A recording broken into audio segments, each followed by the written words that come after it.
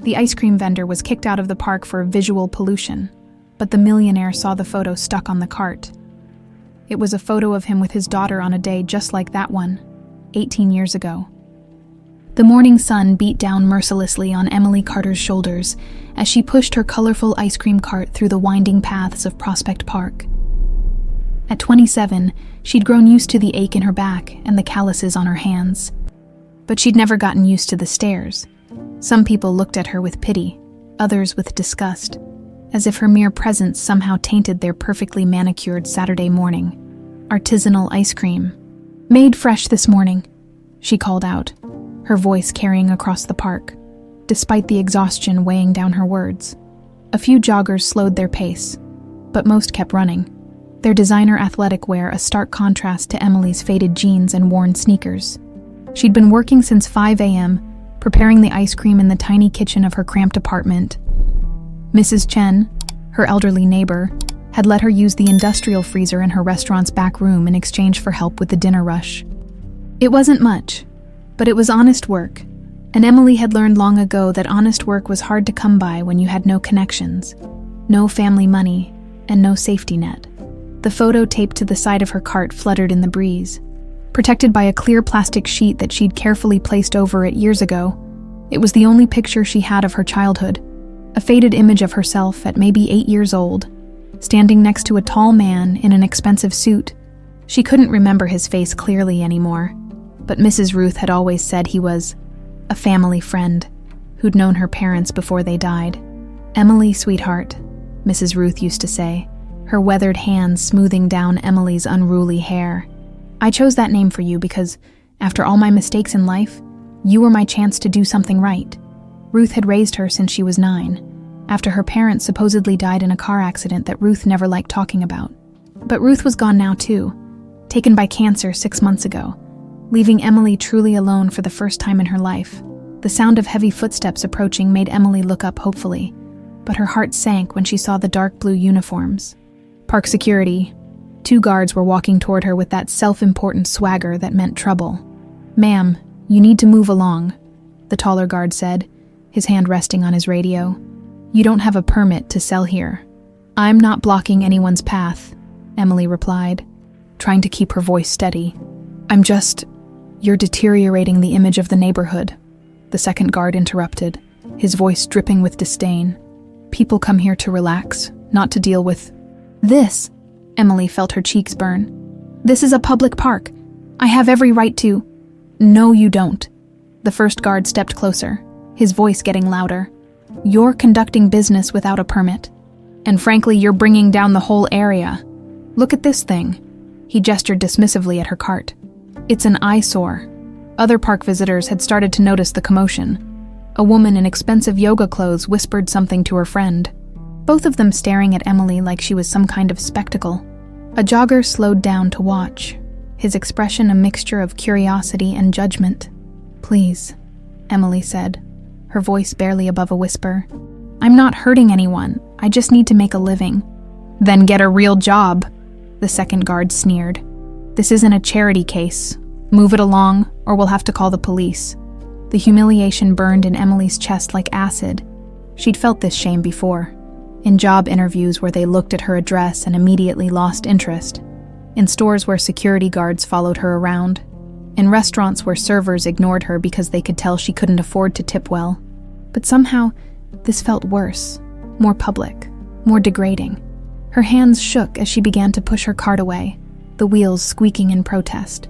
The photo on the side caught the light, and for a moment, she found herself staring at the little girl she used to be, standing next to that mysterious man who'd apparently cared enough to take a picture with her. "Who were you?" she whispered to the image, as she had so many times before. "And why did you leave me to end up like this?" 30 floors above the commotion, Richard Blackwell stood at the floor-to-ceiling windows of his corner office, absently stirring his coffee as he reviewed the morning's construction reports. Blackwell Development had just secured another major contract in downtown Brooklyn, and the profit margins were looking better than expected. At 52, he'd built an empire from nothing, but success had never filled the hollow space that had been carved out of his chest 18 years ago. The sound of raised voices from the park below drew his attention. He looked down to see security guards confronting a young woman with a colorful ice cream cart. His first instinct was irritation. Street vendors were bad for business, and he'd specifically requested that the city keep that area clean to maintain the upscale image of his commercial building. But then something made him look closer. The woman was young, maybe in her 20s, with dark hair pulled back in a ponytail. Even from 30 floors up, he could see the dejection in her posture as she began to push her cart away. And there, on the side of her cart, was something that made his blood run cold. A photograph. Richard's coffee mug slipped from his fingers, crashing to the floor and splattering across his Italian leather shoes. He pressed his face against the window, his breath fogging the glass as he strained to see more clearly. It couldn't be. After all these years, after all the false leads and dead ends, after hiring the best private investigators money could buy, it couldn't be that simple. But he knew that photograph. He had an identical copy locked in his personal safe, the last picture ever taken of him with his daughter Lily. They'd been in that same park, on what turned out to be their last day together. She'd been 8 years old, wearing a yellow sundress and missing her 2 front teeth. She'd asked him to take a fancy picture with her, so he'd put on his best suit and knelt down beside her on the grass. 2 days later, she was gone. The kidnapping had destroyed everything. His wife Sarah had blamed him, blamed his wealth, blamed the attention his business success had brought to their family when the ransom demands stopped coming and the leads dried up. When months turned to years with no trace of Lily, Sarah had retreated into herself. The guilt and grief had consumed her until she couldn't bear to live with the constant reminder of what they'd lost. Richard had found her body in their bathtub 3 years after Lily disappeared, an empty bottle of pills on the counter, and a note that simply said, "I can't wait anymore." Since then, he'd dedicated his life to finding Lily. He'd hired investigators, funded missing children's organizations, and followed every lead no matter how remote. He'd never stopped believing she was alive, never stopped hoping that someday he'd see her face again. And now, 30 floors below, a young woman was being humiliated by security guards while carrying the one piece of evidence that connected her to his lost daughter. Richard ran to the elevator, jabbing the button repeatedly as if that would make it arrive faster.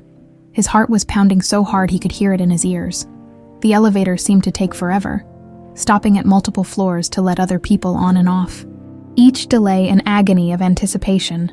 When the doors finally opened to the lobby, Richard pushed past the other passengers and ran outside, his expensive shoes slapping against the pavement. He looked frantically in every direction. But the park was crowded with weekend visitors, and the colorful ice cream cart was nowhere to be seen. She was gone. Richard stood there in his $1,000 suit, breathing hard and feeling more desperate than he had in years.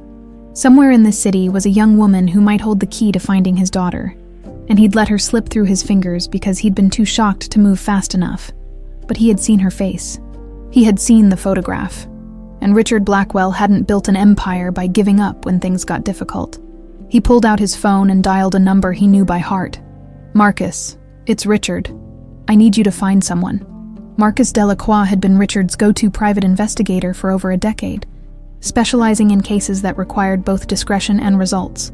Within an hour of Richard's call, he was sitting across from him in the penthouse office, his weathered face serious as he listened to the details. "You're sure about the photograph?" Marcus asked, his gravelly voice carrying the weight of experience. He'd worked dozens of missing person cases, and he'd learned to be skeptical of coincidences.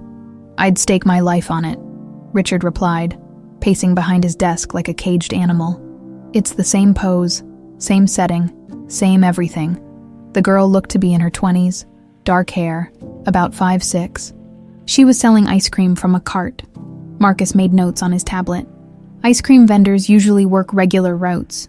If she's legitimate, she'll have permits, tax records, something that creates a paper trail. And if she's not legitimate, then we track her the hard way. Street vendors talk to each other, especially the ones working without permits. They share information about which areas are safe, which cops look the other way, where to get supplies. It's a community. Richard nodded, his mind already racing ahead. What about security cameras? There have to be dozens around the park. Already on it. I've got contacts in the city's surveillance department. Give me 24 hours, and I'll have her face from every angle. Marcus stood up, tucking his tablet into his jacket. But Richard, I need you to prepare yourself. We've been down this road before." The words hit like a physical blow. Over the years, Richard had chased countless leads: a girl in Chicago who had Lily's eyes, a teenager in Miami who walked like Sarah used to walk, a young woman in Seattle whose laugh reminded a witness of the recording Richard had played on the news 18 years ago. Each time, the DNA tests had come back negative. Each time, Richard's hope had been shattered a little more. "This is different," Richard said quietly. "I can feel it." Marcus nodded, though his expression remained cautious. "I'll call you as soon as I have something." Emily's hands were still shaking as she unlocked the door to her tiny studio apartment in Crown Heights. The humiliation from the park had followed her home like a dark cloud, settling over her shoulders and making it hard to breathe. She'd managed to sell only 3 ice creams for the entire day, barely enough to cover the cost of ingredients, let alone rent or utilities. The apartment was a study in making do with nothing: a Murphy bed that doubled as her couch, a hot plate that served as her kitchen, and a single window that looked out onto a brick wall. But it was hers. And after growing up in foster care before Mrs., Ruth took her in. Having her own space, no matter how small, felt like a luxury. She set the photo from her cart on the small table that served as both her desk and dining room. Under the harsh fluorescent light, the image looked even more faded than usual. The little girl in the picture seemed like a stranger now, someone from a different life entirely. The man beside her was tall and distinguished, with kind eyes and an expensive suit that suggested wealth and stability, everything Emily had never known. Mrs. Ruth had been vague about him whenever Emily asked, "Just someone who knew your parents." "Sweetheart, he was kind to you after what happened." But Ruth had always changed the subject quickly, as if talking about Emily's past caused her physical pain. The sound of her phone buzzing interrupted her thoughts. A text from Miguel, the night manager at the Meridian Tower downtown. "Hey, can you cover tonight? Cleaning lady called in sick." "Same rate as usual." Emily quickly typed back, "Yes, I'll be there at 10. She couldn't afford to turn down work, especially after today's disaster. The Meridian Tower was one of the city's premier office buildings, 30 floors of law firms, financial companies, and corporate headquarters. The night cleaning shift paid $15 an hour under the table. Not great money, but it was steady, and the building manager didn't ask too many questions about work permits or background checks. Emily had been working the night shift there for almost 3 months, invisible to the day workers who left behind their coffee cups and crumpled papers.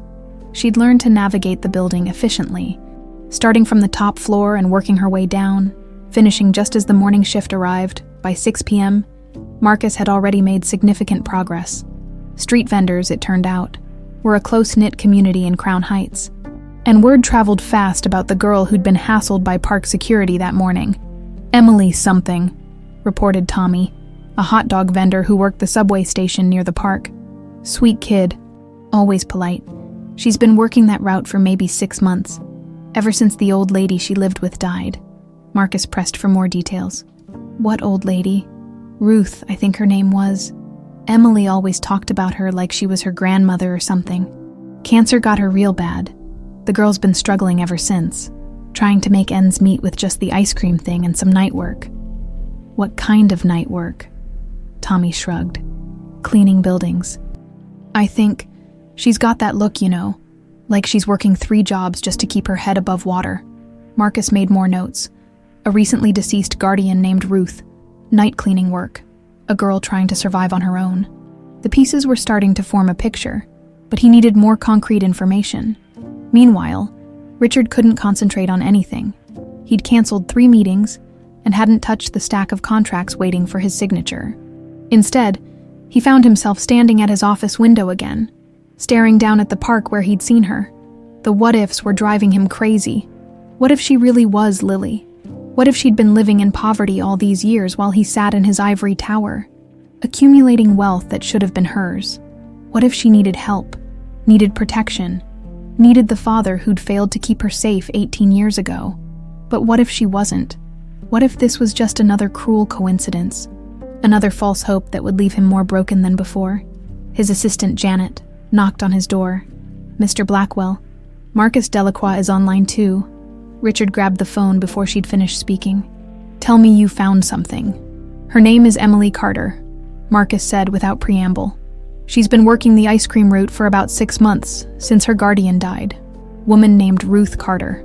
No relation that I can determine. Probably an assumed name. Emily also works night cleaning shifts at various office buildings around the city."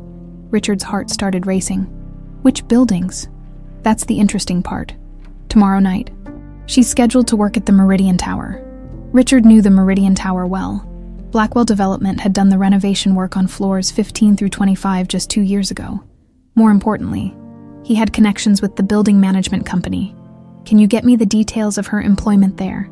"Already working on it. But Richard, if you want to observe her without raising suspicion, I might have an idea." "I'm listening." "The building manager owes me a favor. Big favor. I could arrange for you to be in the building tomorrow night. Maybe working late in one of the offices she's assigned to clean. You could see her up close. Study her mannerisms. Maybe even find a way to start a conversation." Richard's mind was already working. "Make it happen. And Marcus, run a background check on this Ruth Carter. I want to know everything. Where she came from. How she ended up with Emily. Why she died. Everything. Already on it. Give me another 24 hours, and I'll have her entire life story." After hanging up, Richard stood at his window again, but this time he wasn't looking at the park. He was thinking about tomorrow night, about the possibility of being in the same room as the young woman who might be his daughter. After 18 years of searching, he might finally have answers. But as he'd learned the hard way, sometimes the truth was more painful than the uncertainty. The Meridian Tower stood like a gleaming sentinel against the Manhattan skyline, its glass facade reflecting the city lights in a kaleidoscope of urban ambition. At 10:15 p.m., Emily pushed her cleaning cart through the marble lobby, her sneakers squeaking softly against the polished floor. The night security guard, a friendly older man named Harold, barely looked up from his newspaper as she badged in. "Evening, Emily. Floors 28 through 30 tonight. Some big shots working late up there. So try to be extra quiet." Emily nodded, grateful for the warning. She'd learned that discretion was key to keeping these jobs. The less the corporate types noticed her, the better. She was a ghost in their world. Invisible, efficient, and easily forgotten.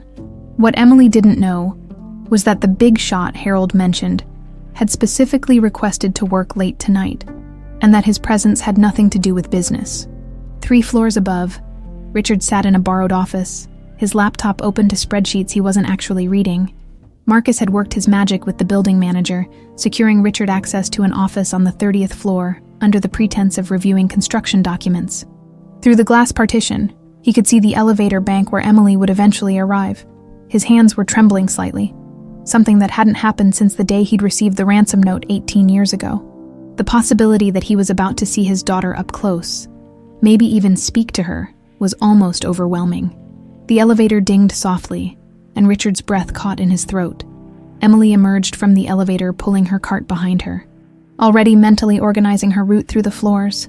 She always started with the executive suites on 30, then worked her way down. The sooner she finished the high-profile areas, the less likely she was to encounter anyone important. As she began setting up her supplies, Emily hummed quietly to herself, a melody that had been stuck in her head since childhood. Mrs. Ruth used to say it was something Emily's mother had sung to her as a baby, though Emily had never been able to place where she'd heard it. "Close your eyes, little star. Let the moonlight find you." The words came automatically, a comfort ritual that helped her focus on the repetitive work ahead. Richard's blood ran cold. That melody. He knew that melody intimately. He had written it himself during one of Sarah's difficult pregnancies, making up silly verses to sing to Lily when she couldn't sleep. It had been their special song, something he'd never shared with anyone else, never recorded, never written down. How could this stranger possibly know it? His hands gripped the edge of his desk as he watched Emily move through her routine.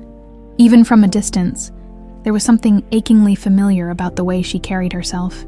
She moved with a careful efficiency that reminded him of Sarah, but there was something else, a nervous energy that manifested in small, unconscious habits.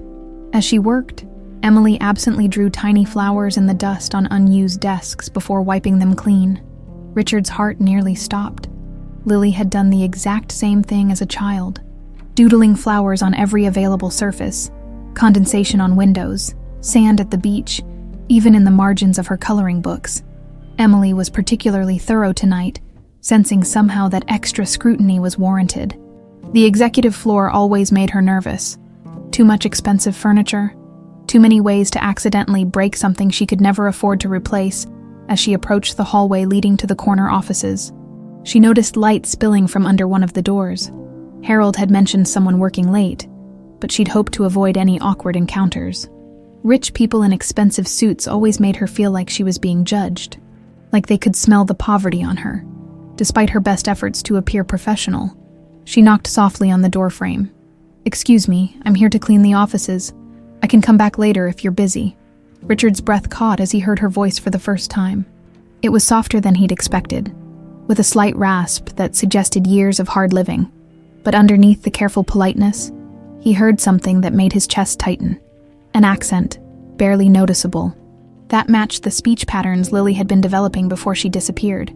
"No, that's fine," he called out, trying to keep his voice steady. "I'll be here for a while, please. Go ahead with your work." Emily entered the office, and Richard got his first clear look at her face under the fluorescent lights. The resemblance hit him like a physical blow. She had Sarah's bone structure, but Lily's eyes.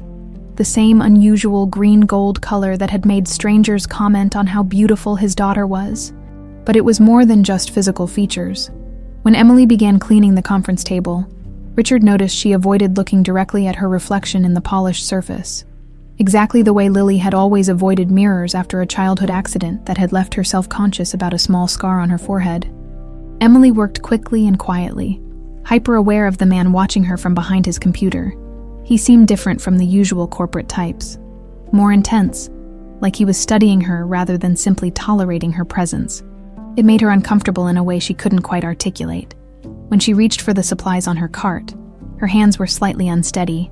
The combination of his scrutiny and the confined space was triggering something that felt almost like claustrophobia. Without thinking, she stepped toward the stairs instead of the elevator. "The elevator's faster," the man said quietly. Emily's response was immediate and visceral. "I don't like elevators," she said, then immediately regretted sharing personal information. I prefer the stairs. Better exercise." But Richard had seen the flash of genuine fear in her eyes before she covered it with a polite excuse. Lily had developed a terror of elevators after getting trapped in one during a power outage when she was 6. The trauma had been so severe that they'd lived in a single-story house for 2 years afterward. As Emily moved to clean the windows, she unconsciously began humming again. That same mysterious melody that had been her lifeline through difficult times. She wasn't even aware she was doing it until she noticed the man behind the desk had gone completely still. "That's a beautiful song," he said, his voice carefully controlled. "Where did you learn it?" Emily paused in her work, suddenly self-conscious. "I don't know, actually. I've known it since I was little. The woman who raised me, said it was something my mother used to sing." "Your mother? She died when I was young. Car accident." The lie came easily now, repeated so many times that Emily almost believed it herself. Mrs. Ruth had drilled the story into her until it became second nature. Richard felt like the room was spinning. Every detail, every mannerism, every unconscious habit was building a case that seemed impossible but undeniable. This young woman wasn't just familiar. She was exhibiting behaviors that belonged specifically to his daughter. Emily finished cleaning the office as quickly as possible, desperate to escape the intensity of the stranger's attention. As she gathered her supplies, she knocked over a cup of pens on his desk. While helping to collect them, she automatically sorted them by color. Blues together, blacks together, reds in their own group. It was such a small thing, but Richard remembered buying Lily her first set of crayons and watching her organize them the exact same way, insisting that colors like to be with their families. "I'm sorry," Emily said, embarrassed by her clumsiness. "I didn't mean to." "It's fine," Richard said softly. "Actually, that's exactly how I organize them too." Their eyes met for a moment, and Emily felt an odd flutter of recognition, as if she was looking at someone she should know but couldn't quite place. The feeling was so strong it made her dizzy. "I should finish the other floors," she said quickly, backing toward the door. "Of course, thank you for being so thorough." Emily nodded and hurried out. But not before Richard caught one final detail that made his hands shake as she'd bent to pick up the pens. Her hair had fallen away from her forehead, revealing a small crescent-shaped scar just above her left eyebrow, the exact scar Lily had gotten when she'd fallen off her bicycle the week before she disappeared. After Emily left, Richard sat alone in the borrowed office, his mind reeling. Every rational part of him insisted that coincidences like this didn't happen, that he was seeing what he wanted to see, that 18 years of false hope had finally driven him to manufacture connections that didn't exist. But his heart knew better. His heart recognized the daughter he'd lost. Even if she'd grown into a woman he'd never had the chance to know. The question now wasn't whether Emily Carter was really Lily Blackwell. The question was what he was going to do about it. 6 months earlier, the hospice room smelled of antiseptic and the flowers Emily brought every day, wilted now and filling the small space with the sweet scent of decay. Ruth Carter lay propped up against white pillows, her once robust frame reduced to sharp angles under the thin hospital blanket. The cancer had taken everything. Her strength, her appetite, even the silver hair Emily remembered braiding as a child. "Emily, sweetheart," Ruth whispered, her voice barely audible above the steady beeping of monitors. "Come closer, there's something I need to tell you before." Emily pulled her chair beside the bed, taking Ruth's papery hand in both of hers. "Don't talk like that. The doctor said you might have more time if the new treatment—" "No." Ruth's grip tightened with surprising strength. "No more treatments. No more time, and no more lies." Her watery blue eyes fixed on Emily's face with an intensity that made Emily's stomach clench. "I've carried this secret for 18 years, and I won't take it to my grave." The heart monitor's beeping seemed to get louder in the sudden silence. Emily had always known there were things Ruth wouldn't talk about, dark spaces in her past that she'd deflect with forced smiles and subject changes. But the look in Ruth's eyes now was different. This wasn't avoidance. This was confession. "Ruth, you're scaring me. I should scare you." Ruth struggled to sit up straighter, wincing with the effort. "Because everything you think you know about your life is a lie. Everything I told you about your parents, about how you came to live with me. God forgive me, Emily. None of it was true." The words hit like physical blows. Emily felt the room tilt, as if the foundation of her world had suddenly shifted. "What are you talking about?" Ruth's eyes filled with tears. "Your real name isn't Emily Carter. It's Lily Blackwell, and I took you from your father when you were 8 years old." "Took you?" The words echoed in Emily's mind, but their meaning seemed to slide away every time she tried to grasp them. "That's impossible. You said my parents died in a car accident. You said—" "I lied." Ruth's voice broke. "Your father is very much alive, Richard Blackwell. He's a successful businessman in New York, probably still looking for you. Your mother died, but not the way I told you. She killed herself 3 years after you disappeared, because the grief of losing you was too much to bear." Emily jerked her hands away as if Ruth had caught fire. "Stop. Stop saying these things. You're confused. The medication—" "I'm not confused." Ruth's voice carried a strength that hadn't been there in weeks. "I remember every detail of the day I took you. You were wearing a yellow sundress with white sandals. You had a scraped knee from falling off your bike. You kept asking when your daddy was coming home from work." The specificity of the details hit Emily like ice water.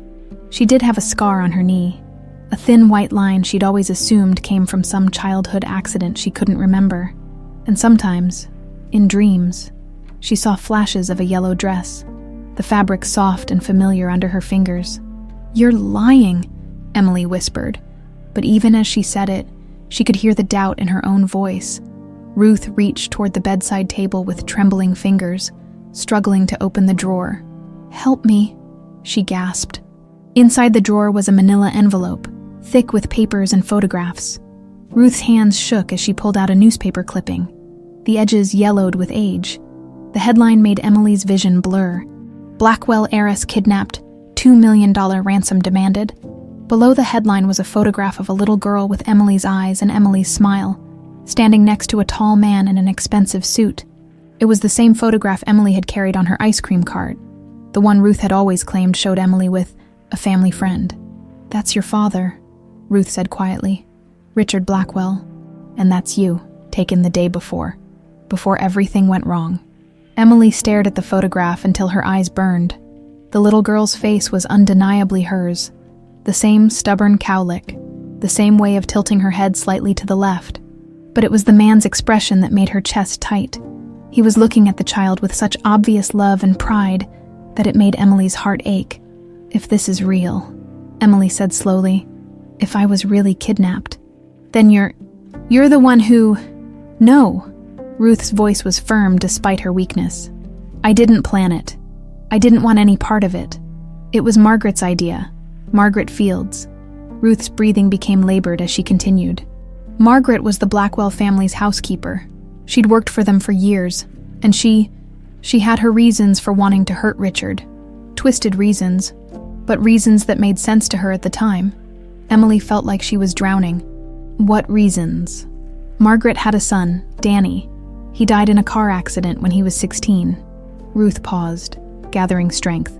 What Richard didn't know was that Danny was his son too. Margaret had an affair with Richard years before he married your mother. But she never told him about the pregnancy. She raised Danny alone, watching from the sidelines as Richard built his perfect family while her boy grew up without a father.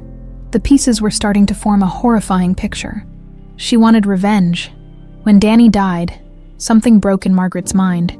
She blamed Richard for not being there, for not knowing, for having a daughter who got to live in luxury while her son had struggled. She wanted Richard to know what it felt like to lose a child. Ruth's voice dropped to barely a whisper. "Margaret was my sister, my younger sister, and she was falling apart. She threatened to kill herself, to leave her other children orphans. If I didn't help her, she said it would just be temporary. A few months to teach Richard a lesson, then we'd return you, but what? Your mother's suicide changed everything. When Margaret realized what our actions had caused, she panicked, and by then, I had already fallen in love with you." Ruth's tears were flowing freely now. "You were so scared at first, crying for your daddy every night. But you were also sweet and funny and brave. I told myself I was protecting you, that taking you back to that house of grief would only hurt you more." Emily stood up abruptly, the chair scraping against the linoleum floor. "So you decided to keep me, like a pet you found on the street?" "It wasn't like that." "Then what was it like?" Emily's voice rose, causing a nurse to glance through the doorway. "You stole me from my family.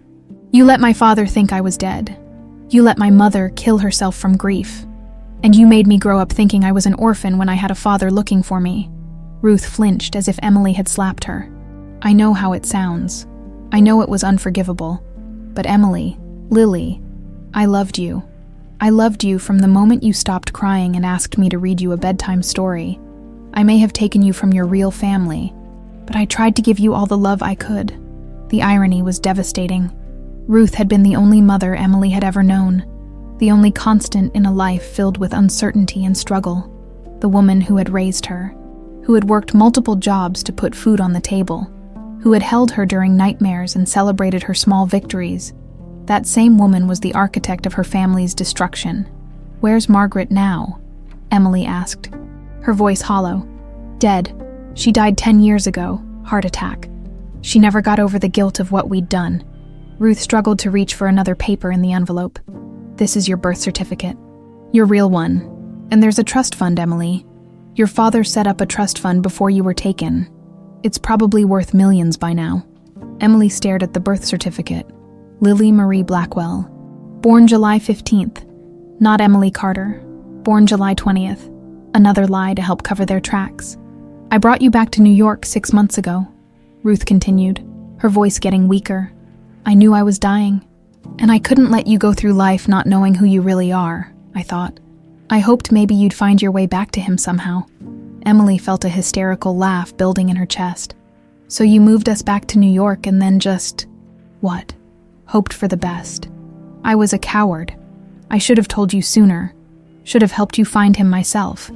But I was terrified you'd hate me. Terrified you'd leave before I—" Ruth's breathing became even more labored. "The photograph you carry on your cart. I made sure it was visible. I thought maybe someday someone would recognize it. Present day." Emily sat in her tiny apartment.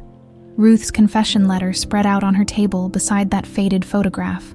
She'd read the letter dozens of times since the funeral, each reading making the truth feel more real and more impossible at the same time. Ruth had been dead for 6 months, taking her secrets to the grave despite her deathbed confession. Emily had been left alone to process the devastating revelation that her entire life had been built on a foundation of lies and stolen love. The trust fund information was there, along with legal documents that proved her real identity. But how could she possibly approach Richard Blackwell after all these years? How could she explain that his daughter had been living in poverty just a few miles away while he searched the world for her? Sometimes late at night, Emily would stare at the photograph and try to remember being that little girl. Fragments would surface. A swing set in a backyard. A woman with sad eyes singing lullabies. The scent of expensive cologne when strong arms lifted her up. But the memories felt like shadows, always slipping away when she tried to focus on them. The man in the photograph, her father, looked wealthy and powerful. What would he think of the daughter who returned to him as a struggling street vendor with calloused hands and secondhand clothes? Would he even want her back? Or would she be nothing more than a painful reminder of everything he'd lost? Emily folded the letter carefully and put it back in the drawer with the other documents. Someday, she would have to decide what to do with the truth Ruth had given her. But not tonight. Tonight, she had to work. Richard spent the next 3 days in a state of controlled chaos.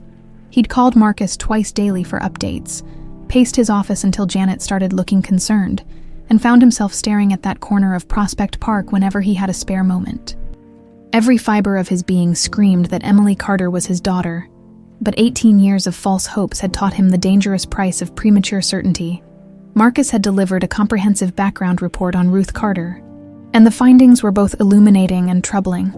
Ruth had appeared in upstate New York seemingly out of nowhere 18 years ago, with a 9-year-old girl she claimed was her orphaned niece. Before that, no records existed of Ruth Carter anywhere. No birth certificate, no social security history, no paper trail of any kind. It's like she materialized out of thin air, Marcus had explained during their morning briefing, which means Ruth Carter was almost certainly an assumed identity. Whoever she really was, she was very good at staying hidden. The pieces were falling into place in a way that made Richard's chest tight with anticipation and dread. But he needed to be sure. He needed to hear the truth from Emily herself. Thursday evening found Richard once again positioned in the Meridian Tower office, though this time he'd dispensed with the pretense of working late. Emily was scheduled to clean floors 28 through 30, and he planned to be waiting for her when she arrived. Emily emerged from the elevator at 10:30 sharp, pulling her cart with the same efficient movements he'd observed before. But tonight, Richard noticed something different in her demeanor. She seemed distracted, almost lost in thought, and twice he watched her pause in her work to stare off into space. When she reached his floor, Richard stepped out of the office before she could knock. "Good evening, Emily," she startled, dropping the spray bottle she'd been holding. "Oh, you scared me. I didn't expect. I thought you'd be in your office like last time. I wanted to talk to you. Actually, if you have a moment." Emily's posture immediately became defensive. "If this is about my work, I can explain." "It's not about your work. Your work is excellent." Richard gestured toward the conference room. "Could we sit down? There's something I need to ask you about." Every instinct Emily had developed during years of marginalized living told her to decline, to finish her work and leave. Rich men didn't want to talk to cleaning ladies unless something was wrong, but something in his tone made her hesitate. "I guess I could spare a few minutes." They sat across from each other at the polished conference table, the same table Emily had cleaned just days before. Up close, Richard could see the exhaustion etched in the lines around her eyes, the way her hands remained slightly tensed as if ready to flee. "Emily, I need to ask you about the photograph on your ice cream cart." The question hit her like cold water. "What about it? The man in the picture, do you know who he is?" Emily's hands twisted in her lap. This was exactly the kind of conversation she'd been dreading. Questions about her past, about things she had no answers for. "Mrs. Ruth always said he was a family friend, someone who knew my parents before they died. Mrs. Ruth was the woman who raised you." "Yes, from the time I was 9 until..." Emily's voice caught. "Until she died 6 months ago." Richard leaned forward slightly, his voice gentle but insistent. "Emily, I need you to look at me carefully. Really look at me. Do I seem familiar to you at all?" The question made her stomach flip. There had been something unsettling about his intensity from the moment she'd first seen him, a feeling of recognition that she couldn't quite place. Now, studying his features in the harsh conference room lighting, she felt that same dizzying sense of déjà vu. I don't know. Why are you asking me this? Richard reached into his jacket pocket and pulled out a photograph, the same image Emily carried on her cart, but this copy was pristine, professionally printed, and mounted in an expensive frame. Emily's breath caught. Where did you get that? I took this picture 18 years ago, in Prospect Park, with my daughter Lily. Richard's voice was steady, but Emily could see his hands trembling. It was the last photo we ever took together. The room seemed to tilt around Emily. That's impossible. That picture is of me and some family friend. Emily, what if I told you that your name isn't really Emily Carter? What if I told you that the woman who raised you wasn't really your aunt? The words hit like physical blows. Emily stood up so quickly her chair rolled backward. Stop, whatever game this is. I don't want to play it. It's not a game. Richard stood too, moving slowly as if approaching a frightened animal. My daughter was kidnapped 18 years ago. Her name was Lily Blackwell. She would be 27 now. Exactly your age. She had a scar on her forehead from a bicycle accident. His eyes moved to Emily's hairline, right about where yours is. Emily's hand flew unconsciously to her forehead, covering the small crescent-shaped mark she'd had since childhood. That doesn't mean anything.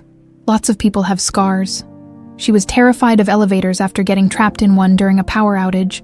She organized her crayons by color because she said colors like to be with their families. She hummed a lullaby that I wrote for her, a song no one else in the world knew. Each detail felt like a puzzle piece clicking into place, explaining quirks and habits Emily had never understood about herself.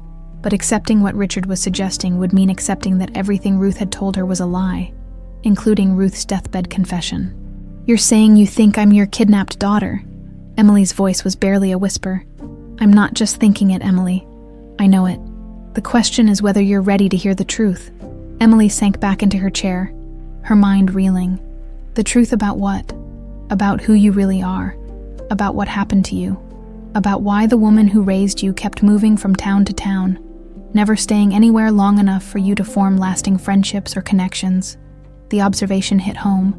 Emily had always wondered why Ruth was so paranoid about putting down roots, why they'd moved 7 times in 10 years, why Ruth got nervous whenever Emily talked about keeping in touch with classmates. Mrs., Ruth said, my parents died in a car accident. Your mother did die, but not in an accident. She killed herself 3 years after you were taken, because she couldn't live with the grief of losing you. Richard's voice broke slightly. I've been looking for you every day since you disappeared. I've hired investigators, followed leads all over the world, funded missing children's organizations. I never stopped believing you were alive. Emily felt like she was drowning. If what you're saying is true, then Ruth lied to me about everything. Not everything.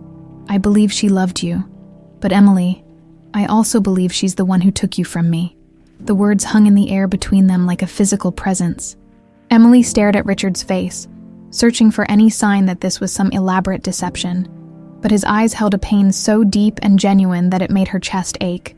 I need proof, she whispered. A DNA test. It's the only way to be certain.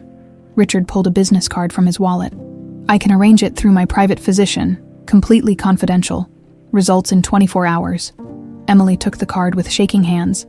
And if it's positive, then we figure out how to move forward. Together. The word together did something strange to Emily's heart. She'd been alone for so long that the concept of having family, real family, blood family, seemed almost too dangerous to hope for. I have something to tell you, Emily said quietly. Before Ruth died, she confessed some things about my past, about how I came to live with her. Richard went very still. What kind of things? She said my real name was Lily Blackwell. She said she took me from my father when I was 8 years old. Emily's voice was barely audible. She said it was supposed to be temporary, but then my mother killed herself, and Ruth got scared and kept me. The confession hung between them like a bridge, painful to cross, but offering the only path forward. Richard's eyes filled with tears he'd been holding back for 18 years. She told you all of this, Emily nodded. She left letters, documents, She said there was a trust fund, that my father was still alive and probably still looking for me. She looked up at Richard. She said his name was Richard Blackwell. For a long moment, neither of them spoke. The weight of 18 years of separation, grief, and lies settled over them like a heavy blanket. "So you've known," Richard said finally. "You've known who you really are. I've known Ruth's version of the truth, but I didn't know if I could trust it. She lied to me about everything else." Emily met his eyes. "I didn't know if you'd even want me back. I'm not the little girl you lost. I'm not the daughter you remember. You're my daughter," Richard said simply. "That's all that matters." Emily felt something crack open in her chest. A wall she'd built around her heart years ago. "The DNA test," she said. "When can we do it?" "Tomorrow, if you're ready." Emily looked down at her cleaning supplies, at her second-hand clothes, at the calluses on her hands. Then she looked back at the man who claimed to be her father, who might actually be her father. "I'm ready," she said. Dr. Elizabeth Chen's private laboratory occupied the top floor of a discreet medical building on the Upper East Side, far from the prying eyes of tabloid reporters who had made Richard's life a fishbowl during the initial kidnapping investigation. Richard had used Dr. Chen's services before during his search for Lily. Too many times, in fact. Each negative result had felt like losing his daughter all over again. Emily sat in the sterile waiting room, her hands clasped tightly in her lap. She'd barely slept the night before, alternating between hope and terror about what the test results might reveal. Part of her wanted desperately for Richard to be her father. It would mean she wasn't alone in the world anymore. But another part feared the implications of that truth, the weight of expectations she might never be able to meet. "Miss Carter?" Dr. Chen's assistant appeared in the doorway. "We're ready for you now." The DNA collection process took less than 5 minutes. A simple cheek swab that would either reunite a family or shatter the fragile hope they'd both been carrying. Richard had provided his sample the previous evening, unable to wait another moment once Emily had agreed to the test. "Results will be available by this time tomorrow," Dr. Chen assured them as they prepared to leave. "I'll call you both personally." The next 24 hours crawled by like the slowest form of torture. Richard canceled all his meetings and spent the day pacing his office, staring at his phone as if he could will it to ring. Marcus had advised him to prepare for disappointment. They'd been down this road too many times before. But something felt different this time. The accumulation of evidence, the perfect alignment of details, Emily's own confession about Ruth's deathbed revelation. It all pointed toward an outcome that seemed too good to be true. Emily tried to maintain her normal routine, but found herself unable to concentrate on anything. She'd attempted to prepare ice cream for her cart, but had ruined 2 batches by forgetting ingredients. Finally, she'd given up and spent the afternoon walking aimlessly through Brooklyn, trying to imagine what her life might look like if everything she thought she knew about herself turned out to be wrong. At exactly 4:17 p.m., both their phones rang simultaneously. "Mr. Blackwell, this is Dr. Chen. Are you sitting down?" Richard's hand gripped the phone so tightly his knuckles went white. "Just tell me. It's a match. 99.9% probability of paternal relationship, Mr. Blackwell. You've found your daughter." The words hit Richard like a physical force, buckling his knees and sending him stumbling backward into his chair. 18 years of searching, of following false leads and enduring crushing disappointments. And the answer had been selling ice cream in the shadow of his own building. "Are you certain?" he managed to whisper. "Absolutely certain. I've run the test 3 times to be sure. Emily Carter is Lily Blackwell. Congratulations, Mr. Blackwell. You have your daughter back." Across town, Emily received the same call in the middle of Washington Square Park, where she'd been sitting on a bench trying to process the magnitude of what might be about to change in her life. "Miss Carter, this is Dr. Chen with your test results." Emily closed her eyes as the doctor delivered the news that would reshape everything she thought she knew about herself. The little girl in the faded photograph really was her. The man who'd been watching her with such intensity really was her father. Ruth's deathbed confession hadn't been the rambling of a guilt-ridden dying woman. It had been the truth. "Miss Carter, are you still there?" "I'm here," Emily whispered. "I'm just processing. Mr. Blackwell asked me to give you his number. He'd very much like to speak with you." Emily's hands shook as she programmed Richard's number into her phone. After 18 years of separation, how did you even begin to bridge that gap? What did you say to the father you'd been stolen from? What did you say to the daughter who'd grown up believing you were dead? She dialed before she could lose her nerve. Lily. Richard's voice cracked as he answered the phone. The name hit Emily like an electric shock. No one had called her Lily since Ruth's confession. Hearing it spoken by the man who was truly her father made it feel real in a way that documents and DNA tests couldn't. It's still Emily, she said softly. I know my real name is Lily, but I've been Emily for so long. Emily is fine. Whatever name you want is fine. God, I can't believe this is real. I can't believe I found you. Emily could hear him crying, and it made her own eyes fill with tears. We found each other, she corrected gently. Can I see you tonight? I know this is overwhelming, but I've waited 18 years to hold my daughter, and I don't think I can wait another day. Emily looked around the park at the normal people living their normal lives, completely unaware that her entire world had just shifted on its axis. Where do you want to meet? Prospect Park, where I first saw you again. By the carousel. Do you remember the carousel? A flash of memory surfaced. Spinning horses, carnival music, strong hands lifting her up onto a painted pony. I think I do, she whispered. 7 o'clock. I'll be there. Richard arrived at the carousel 20 minutes early, unable to contain his nervous energy. He'd changed clothes 3 times, settling finally on casual slacks and a button-down shirt. Something approachable but respectful. He wanted to look like a father, not like the corporate executive who'd been too busy building an empire to protect his family. The carousel was closed for the evening, its painted horses frozen mid-gallop in the gathering dusk. Richard remembered bringing Lily here every Sunday morning, how she'd insisted on riding the same white horse with the pink saddle every single time. She'd named the horse Starlight, and always brought sugar cubes from home to feed it, not understanding that the horse wasn't real. He saw Emily approaching from across the park, walking slowly as if she wasn't entirely sure she wanted to complete the journey. She'd changed out of her work clothes into a simple sundress and cardigan, and with her hair loose around her shoulders, she looked achingly young and heartbreakingly familiar when she was 10 feet away. They both stopped, studying each other in the fading light. Hi, Emily said quietly. Hi. Richard's voice was thick with emotion. You look so much like your mother. She would have been so proud of the woman you've become. Emily felt tears threatening. I wish I could remember her better. Ruth never talked about her much, except to say she was beautiful and kind. She was both of those things, and she loved you more than life itself. Richard took a tentative step closer. Emily, there's so much I want to tell you, so much I want to know about your life. But first, I need you to know something. What? None of this is your fault. Whatever happened, whatever you went through, whatever mistakes were made, none of it was your fault. You were a child who was taken from her family. That's not something you need to apologize for or feel guilty about. The words broke something open in Emily's chest.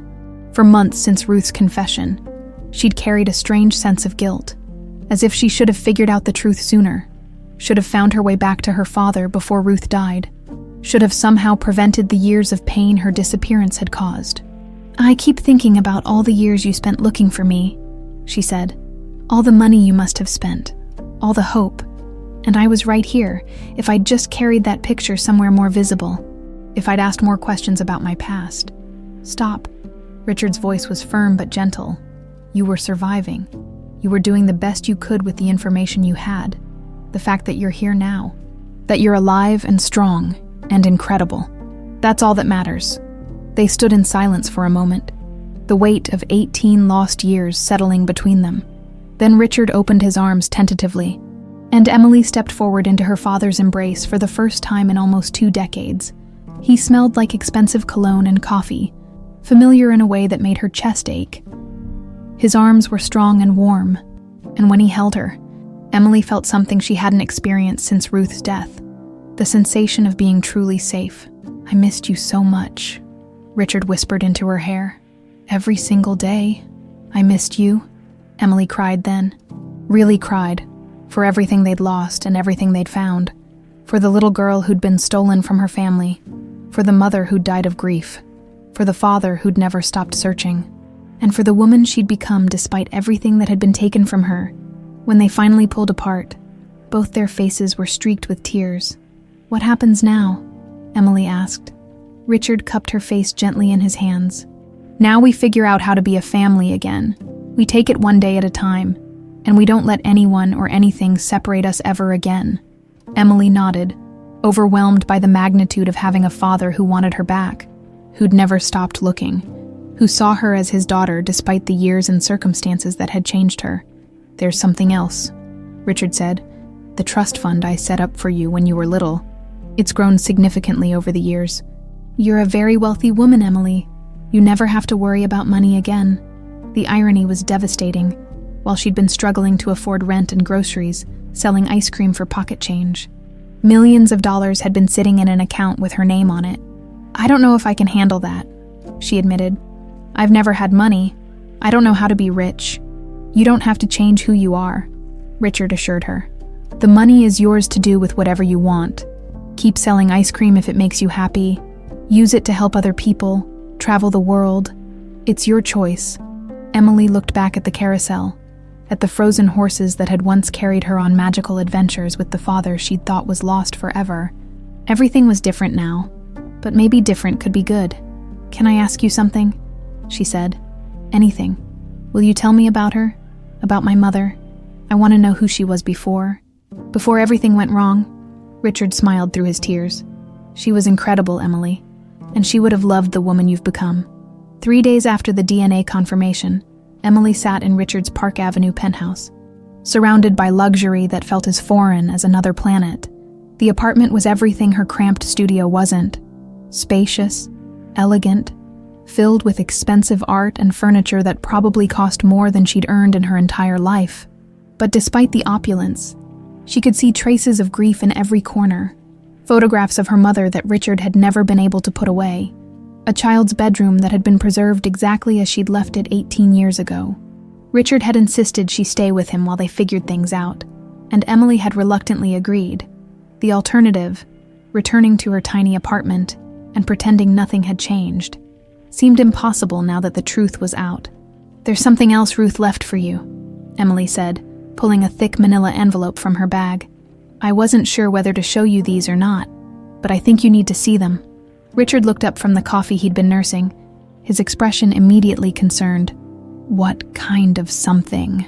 Emily spread the contents of the envelope across the glass coffee table. Yellowed newspaper clippings, handwritten letters, and several photographs that Richard had never seen before. But it was the official-looking document on top that caught his attention first. "That's Margaret Field's death certificate," Emily explained quietly. "Ruth kept it all these years."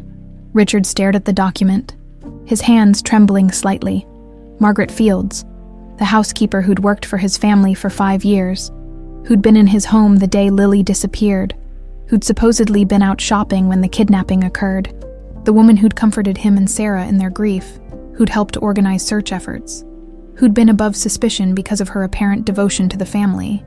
Ruth said Margaret was her sister, Emily continued. Her real name was Margaret Carter, not Fields. She changed it when she came to work for your family. That's impossible, Richard said. But even as he spoke, he could see the resemblance between the two women in the photographs Emily had laid out. Margaret worked for us for years. I trusted her with everything. She was... Emily pulled out a letter written in Ruth's careful handwriting. You should read this. It explains everything. Richard's hands shook as he read, Emily, if you're reading this, then I'm gone, and you know the truth about who you really are. But there's more to the story, more that I couldn't bear to tell you while I was dying. Margaret didn't just want to hurt your father out of spite. She had a reason that made sense to her twisted mind, even if it destroyed innocent lives. Margaret had a son named Danny.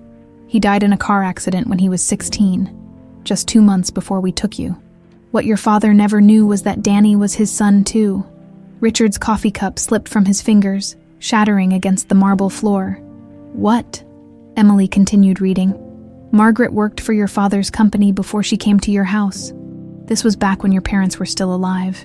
Before he met Sarah, Margaret was a secretary in the accounting department, and she and Richard had an affair that lasted about 6 months when Margaret got pregnant.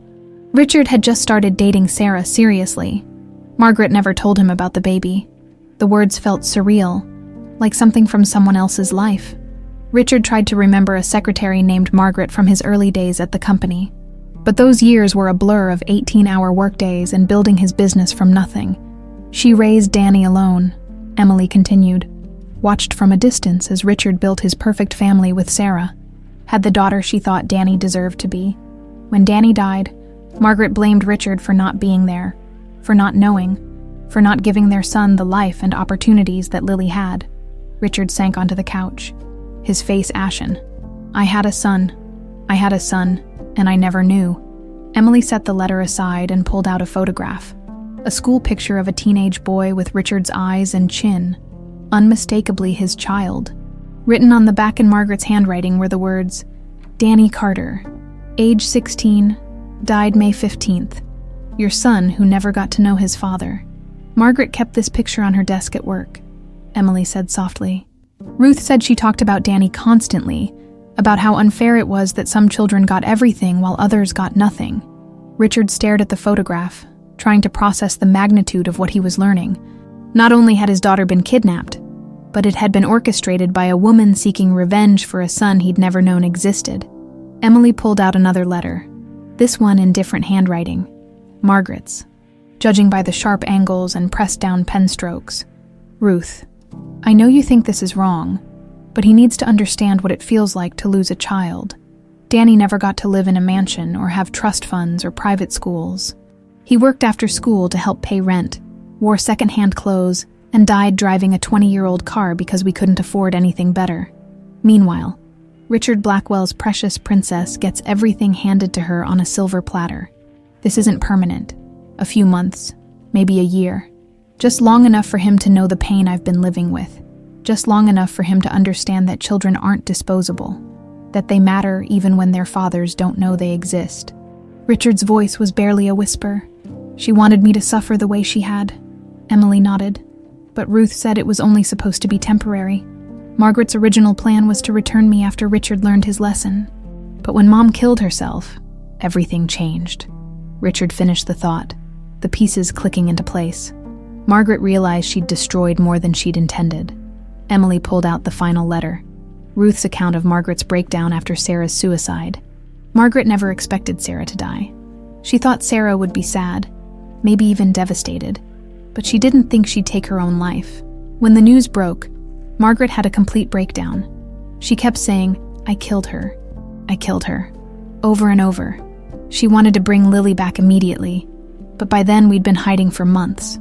Lily was calling me Mama and asking about her old daddy, less and less. Margaret was terrified that bringing her back to a house of grief would traumatize her even more.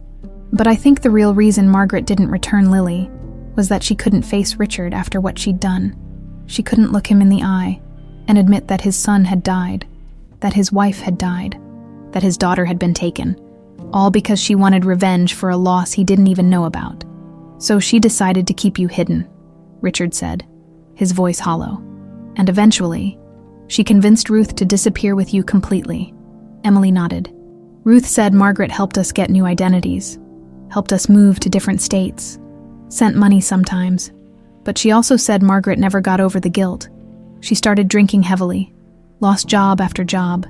When she died 10 years ago, Ruth said it was basically suicide by neglect. She'd just stopped taking care of herself.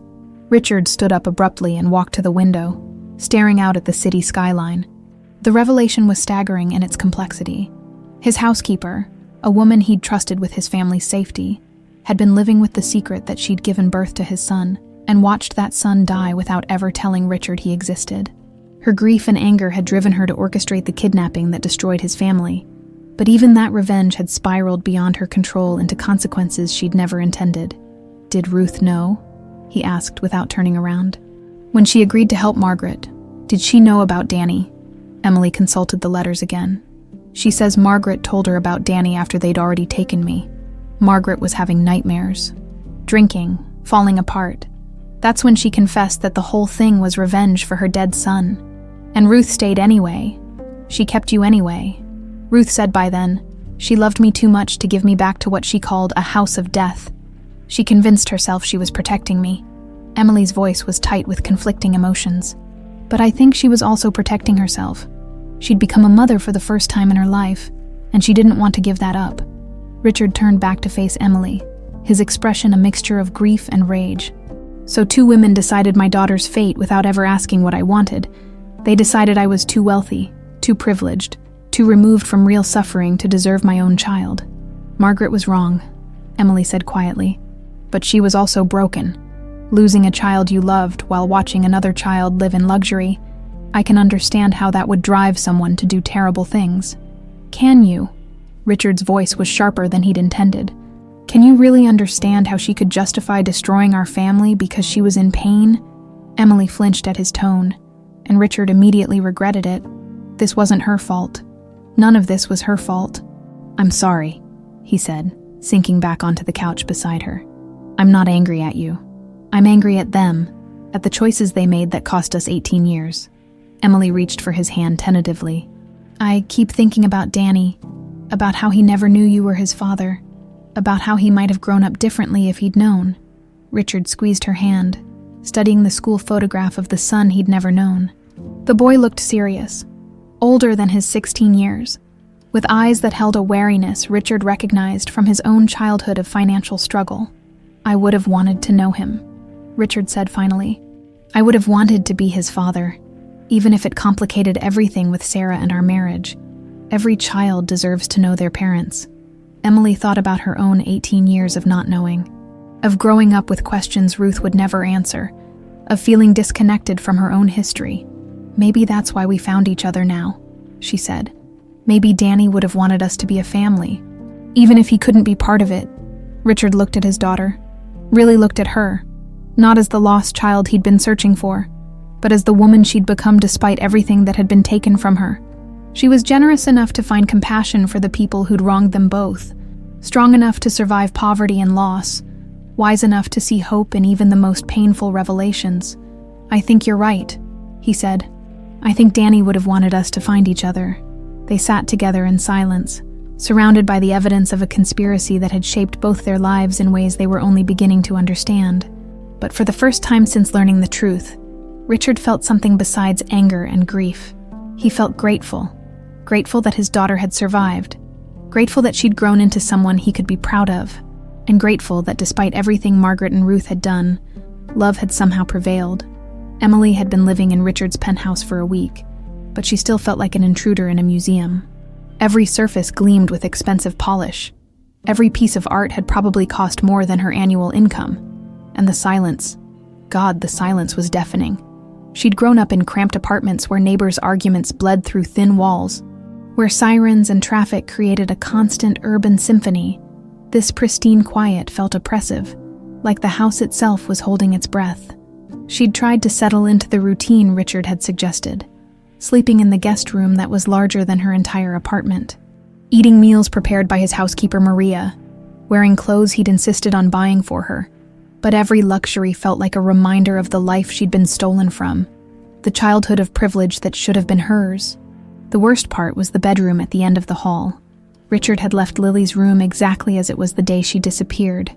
Pink walls covered with drawings of flowers and horses, shelves lined with books and stuffed animals. A canopy bed with sheets that still smelled faintly of a little girl's shampoo. Emily had spent hours standing in the doorway, trying to remember being the child who'd lived in that fairy tale space. But the memories remained frustratingly elusive. You don't have to go in there if it's too much, Richard had said on her third night, finding her frozen in the hallway. I should remember it, Emily had replied. I should remember being her. You were her, you are her, but you're also Emily Carter, the woman who survived 18 years that Lily Blackwell never had to live through. Both of those people matter. Now, sitting in the living room with Ruth's letters spread across the coffee table for the dozenth time, Emily couldn't shake the feeling that she was caught between two identities that didn't quite fit together. Lily Blackwell, the privileged princess who'd been adored and protected. Emily Carter, the struggling survivor who'd learned to expect disappointment. Richard emerged from his home office, where he'd been taking calls from Marcus about legal proceedings related to the case. The FBI had reopened the kidnapping investigation, and there were questions about whether any of Margaret's surviving relatives could be held accountable for their roles in the conspiracy. Any word from the investigators? Emily asked. Though part of her dreaded the answer, Every new revelation felt like another layer of betrayal. They've confirmed Margaret's identity and her employment history with my company.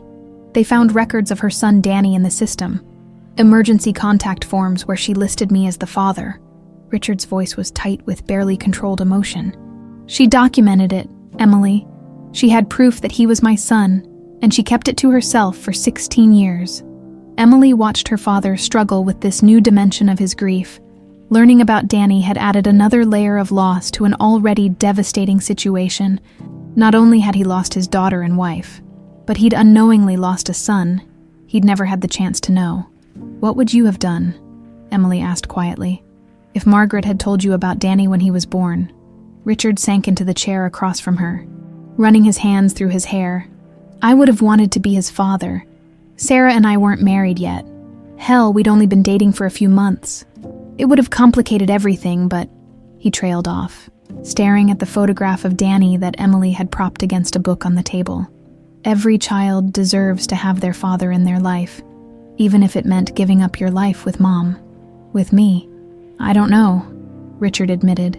Maybe Sarah wouldn't have been able to handle dating someone with a child from another relationship. Maybe we never would have gotten married, never would have had you. But that should have been our choice to make, not Margaret's choice to steal from us. Emily picked up one of Ruth's letters, the one that detailed Margaret's increasing instability after Danny's death. Ruth said Margaret became obsessed with the idea that you owed Danny a debt, that your success was somehow built on his suffering. "That's not how life works," Richard said, but his voice lacked conviction. "Success isn't a zero-sum game.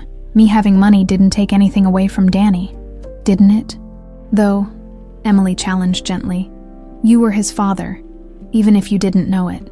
You had a responsibility to him, while you were building your empire and giving me everything.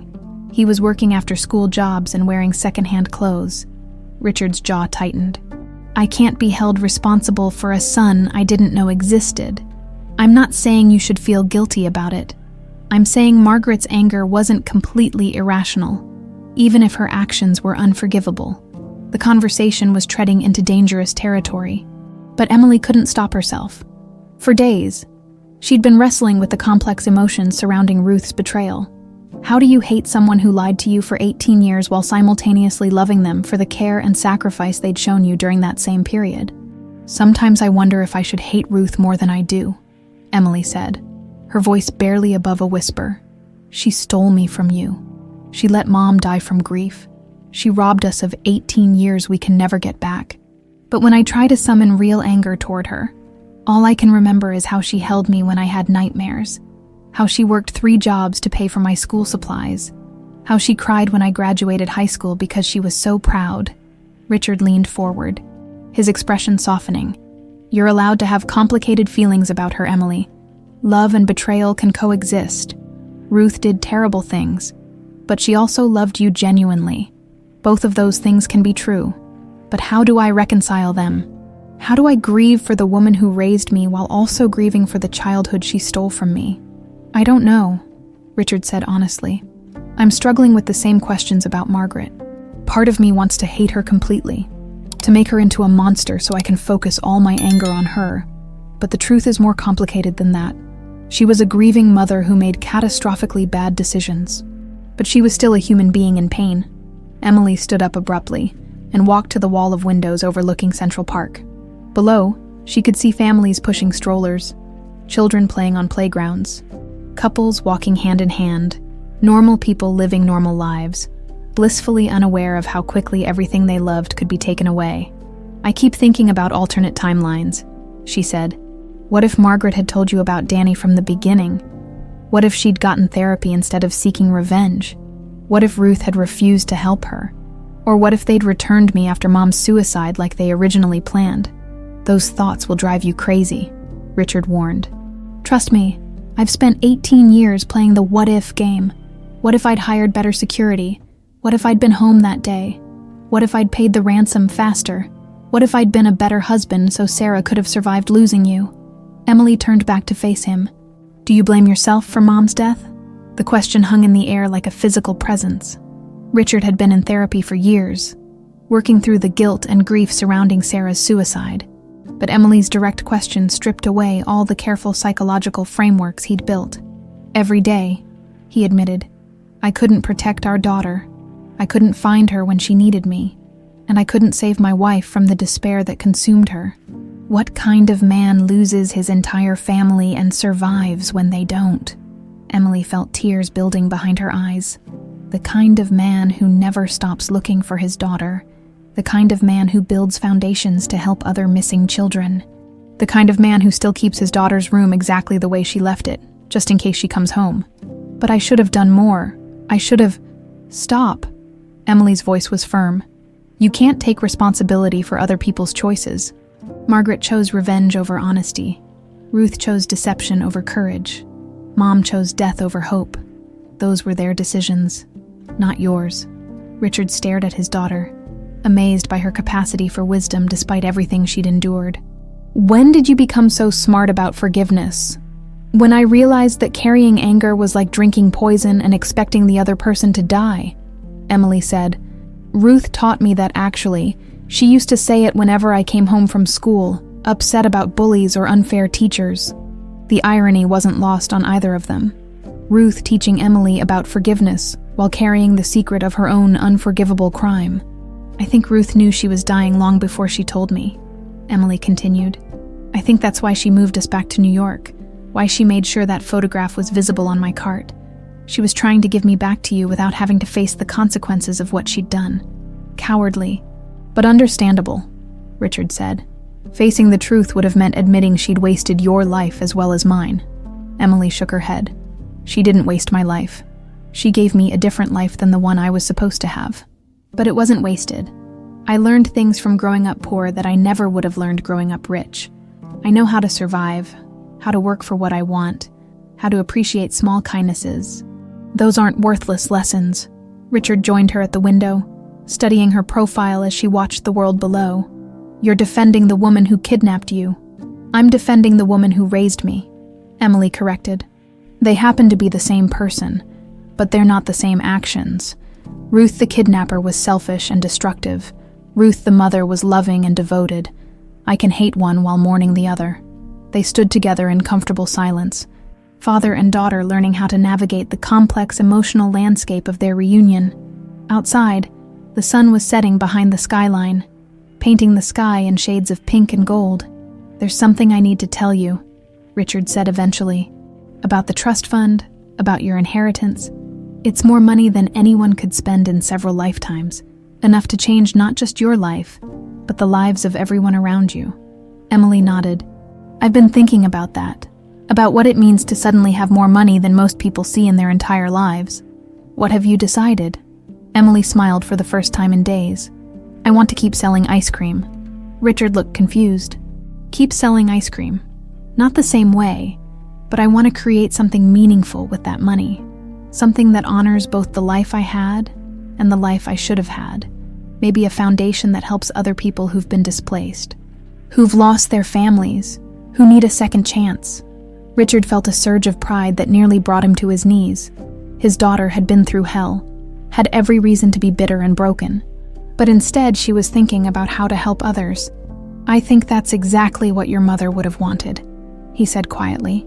Emily leaned against his shoulder, and for the first time since moving into the penthouse, she felt like she might actually belong there. Then let's make her proud, she said. Emily stood on the balcony of Richard's penthouse at dawn, watching the city wake up 30 floors below. She'd been living in this glass tower for 2 weeks now, but she still felt like she was floating in space, disconnected from the real world where people struggled to pay rent and worried about grocery bills. The trust fund documents sat on her nightstand, financial statements showing numbers so large they barely seemed real. Lily Marie Blackwell was worth $47 million. Emily Carter had never owned anything more valuable than her ice cream cart. The internal conflict was tearing her apart. Part of her wanted to embrace this new identity completely, to step into the life of privilege that had always been hers by right, to let Richard spoil her with the love and luxuries he'd been saving up for 18 years. But another part of her felt like she was betraying everyone she'd ever known, every struggle she'd survived, every lesson poverty had taught her about the world. You're up early. Richard's voice came from behind her, gentle and concerned. Emily didn't turn around. I couldn't sleep again. Richard joined her at the railing, holding 2 steaming mugs of coffee.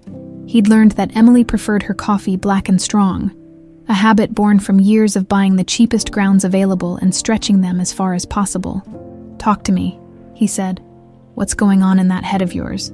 Emily accepted the coffee gratefully, using the warmth to steady her shaking hands. "I think I need to leave." The words hit Richard like a physical blow. "Leave, Emily. If this is about the money, we can figure that out. If it's about the penthouse, we can find you your own place. If it's not about any of that." Emily finally turned to face him, and Richard saw the tears she'd been trying to hide.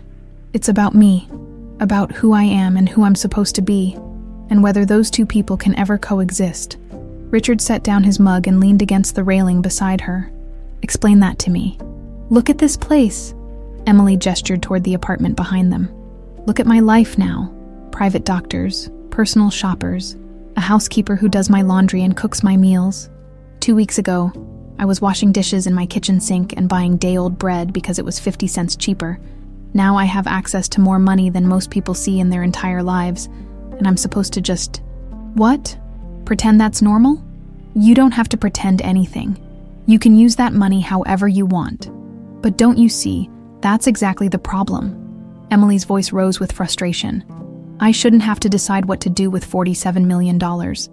I should be worried about making rent and buying groceries and figuring out how to fix my ice cream cart when it breaks down. That's who I am. That's who Ruth raised me to be." Richard felt a familiar stab of anger at Ruth's name, but he pushed it down. This wasn't about Ruth anymore. This was about his daughter struggling to reconcile 2 incompatible identities. "Emily, that money is yours by right. It's what you should have had all along if you hadn't been taken from us. But I was taken from you."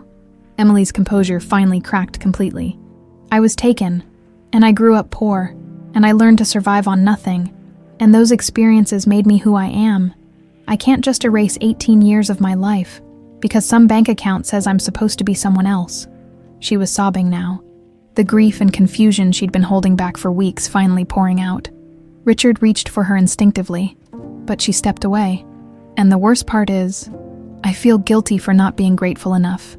You've been nothing but kind and generous, and here I am complaining about having more money than I could spend in 10 lifetimes. What kind of person does that make me?" "It makes you human," Richard said quietly. "It makes you someone who's been through an impossible situation and is trying to figure out how to move forward."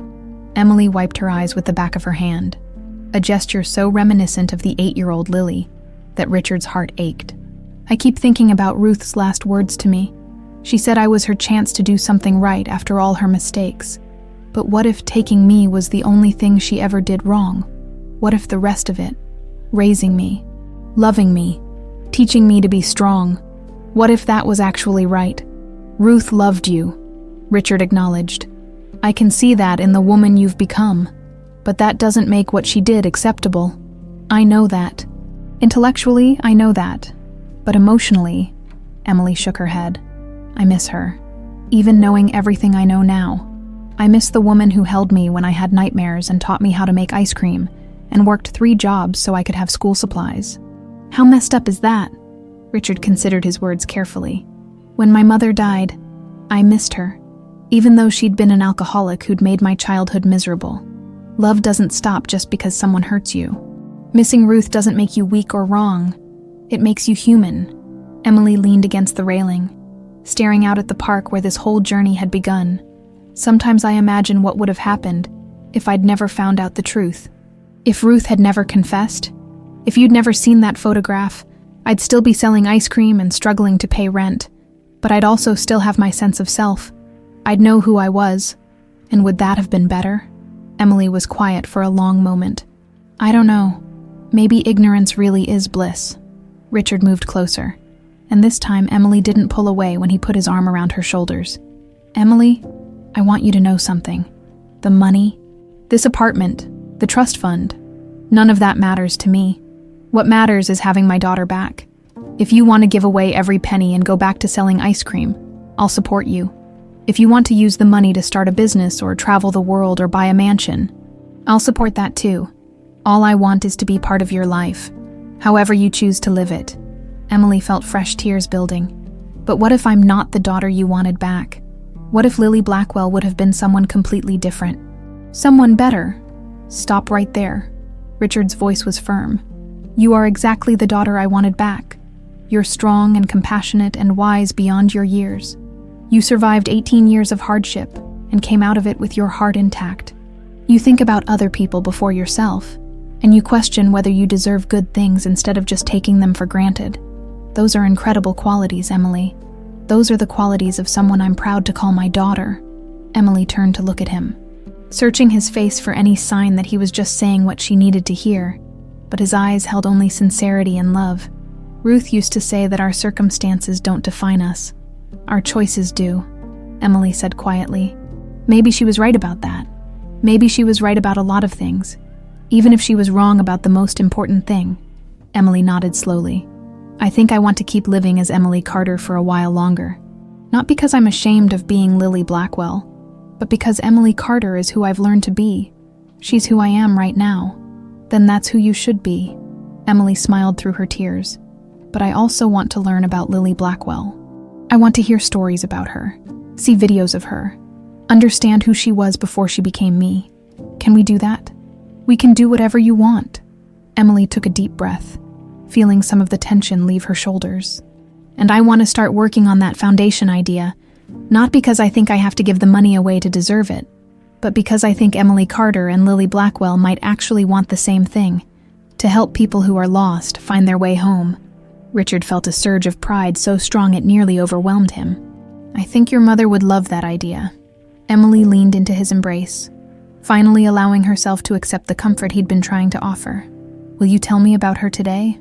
About what she was like before everything went wrong? I'll tell you everything, Richard promised. Every story, every memory, every silly thing she used to do that made me fall in love with her. Emily closed her eyes, feeling the morning sun warm her face. For the first time since learning the truth about her identity, she felt like she might actually be able to build a bridge between who she'd been and who she was becoming. It wouldn't be easy, and there would probably be more moments of doubt and confusion ahead.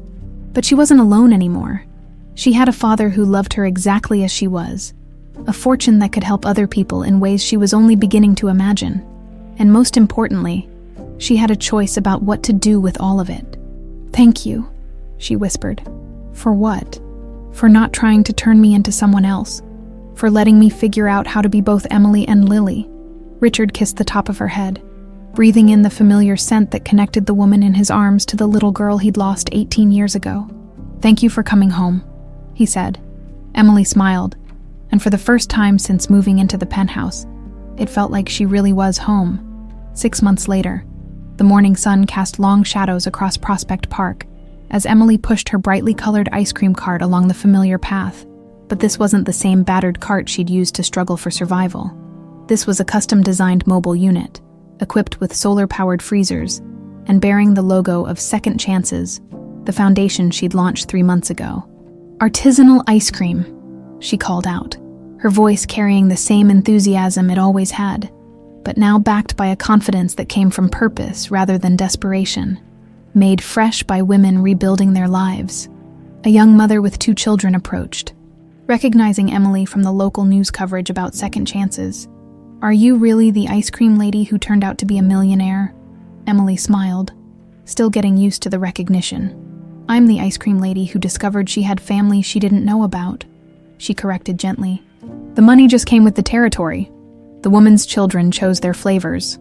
Lavender honey and strawberry basil, both made by women in the Second Chances program who were learning culinary skills while earning steady wages. Emily had partnered with a local culinary school to provide training, and the ice cream cart had become just one part of a larger social enterprise that included catering services and a small cafe in Crown Heights. As Emily handed over the ice cream, she noticed Richard approaching from across the park. He'd made this walk part of his routine. Every Saturday morning, he'd come to Prospect Park to watch his daughter do what she loved. Still amazed that she'd chosen to keep working despite having access to unlimited resources. How's business today? He asked, accepting the cup of coffee she'd started keeping for him. Good. Maria sold out of her chocolate cardamom flavor in the first hour. We might need to increase production. Emily's eyes sparkled with the satisfaction that came from seeing the women in her program succeed. "How was your meeting with the foundation board?" "Productive. We've approved funding for 3 more missing children organizations, and the scholarship program is exceeding expectations."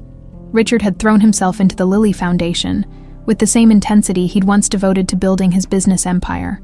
"Marcus thinks we should expand internationally." Emily nodded, wiping down her cart with practiced efficiency. The routine of working with her hands, of serving customers directly, had remained important to her even as her circumstances changed dramatically.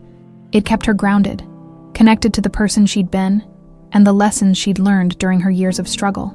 "There's something I want to show you," she said, pulling a manila folder from beneath the cart's counter. "Remember how you said you wanted to create a memorial for Mom and Danny?" Richard's expression immediately became more serious. They'd been discussing ways to honor both Sarah's memory and the son he'd never known. But finding the right approach had been challenging. Emily opened the folder to reveal architectural drawings and photographs. "I've been working with a designer on something for the park. A memorial garden where families can come to remember children they've lost, whether through death or disappearance or estrangement.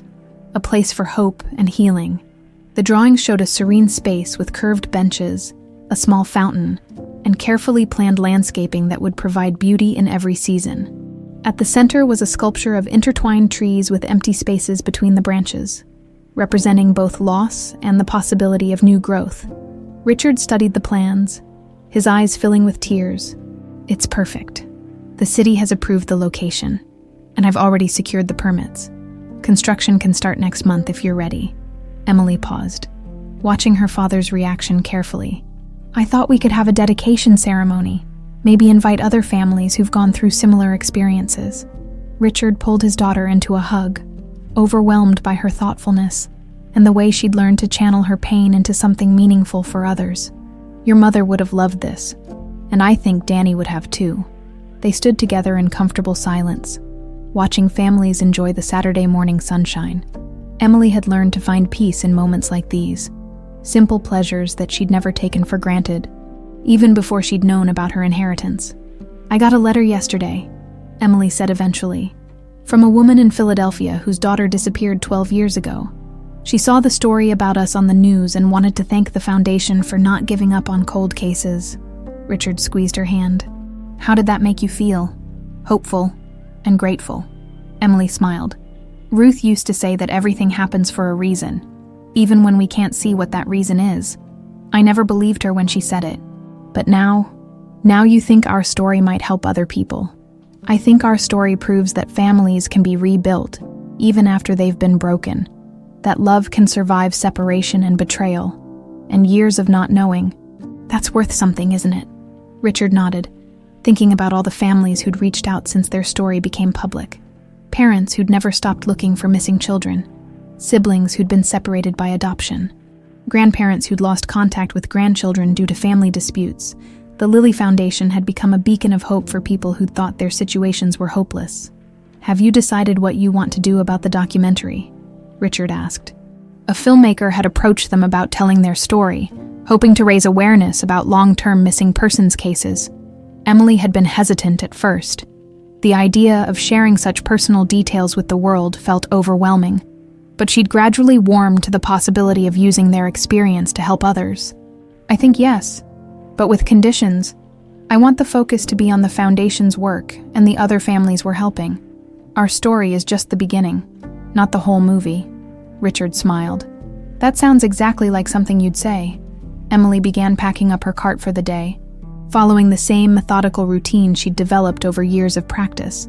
But now, instead of going home to an empty apartment to count meager profits, she'd be heading to the Second Chances Cafe to check on the afternoon catering orders, and then home to the penthouse where Richard would be cooking dinner, a skill he'd been developing as part of his effort to create normal family rituals they'd never had the chance to establish. "Dad," Emily said, testing out the word that still felt new and wonderful on her tongue. "Yeah. Do you ever wonder what would have happened if we'd found each other sooner? Like, what if you'd recognized me that first day in the park?" Richard considered the question seriously. I think we found each other exactly when we were supposed to. You needed to become Emily Carter before you could choose to be Lily Blackwell, and I needed to learn how to be a father to a grown woman instead of trying to recreate the relationship I'd lost with an 8-year-old. Emily nodded, understanding what he meant. The months they'd spent getting to know each other as adults had been essential to building a real relationship, rather than one based on guilt and lost time. Besides, Richard continued, if we'd found each other sooner, you might never have had the experiences that made you who you are today. And I happen to really like who you are today. Emily grinned, even when I insist on selling ice cream instead of living like a proper heiress. Especially then, as they walked through the park together. Emily reflected on how much had changed since that humiliating day when the security guards had kicked her out. She was still essentially the same person, still committed to hard work, still suspicious of unearned privilege, still determined to help people who were struggling. But now she had the resources to act on those impulses in ways she'd never imagined possible. The Second Chances Foundation had already helped dozens of women get back on their feet. The Lily Foundation had reopened cold cases and provided support to families of missing children. The Memorial Garden would offer comfort to grieving parents, and the documentary, if she decided to proceed, might inspire other families to keep hoping when hope seemed impossible. You know what the best part is? Emily said as they reached the edge of the park. What's that? Ruth was right about one thing. I really was her chance to do something right. Not because she raised me, but because she eventually found the courage to give me back to you. In her own messed up way, she made sure I'd end up exactly where I needed to be. Richard stopped walking and turned to face his daughter. Do you really believe that? Emily looked back at the park, where her old life had ended, and her new life had begun, where families were creating memories that would last forever, where hope and healing happened every single day. I believe that broken things can be beautiful when they're put back together with love, she said. I believe that our scars tell stories worth sharing, and I believe that sometimes the longest way home is actually the right way, because it teaches us things we couldn't have learned any other way. Richard wrapped his arm around Emily's shoulders as they continued walking toward their future. A future built on truth instead of lies, on choice instead of circumstance, on love that had survived 18 years of separation and emerged stronger than ever. I love you, Emily Lily, whoever you choose to be, he said. I love you too, Dad. And in that simple exchange, a family that had been shattered by lies and betrayal finally became whole again, ready to help others find their own paths home.